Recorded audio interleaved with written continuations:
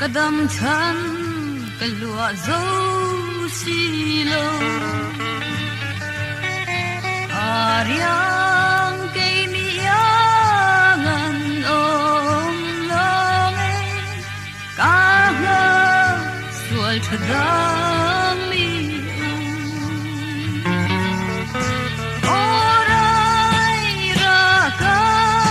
riang em dolem hi ka nei si lo kamol em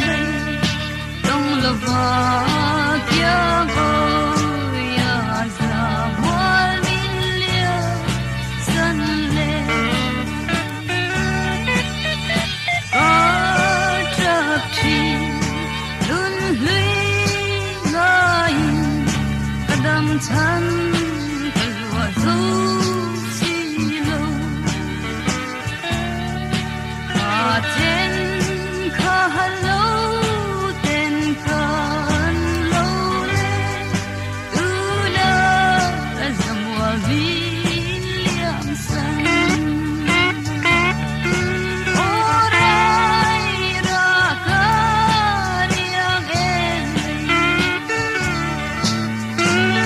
dolem hi ka nei si lo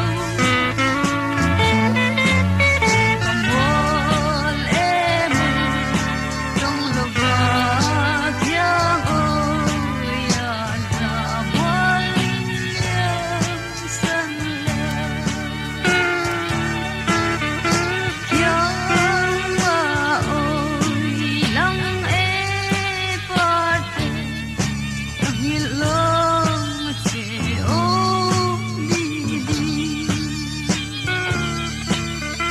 di han hir sui lung leni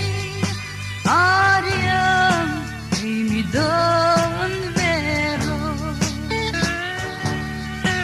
orai ra kariang emay dolem hi ka nei si lo kamol emay dong lo va kya go ya za wal min lia san le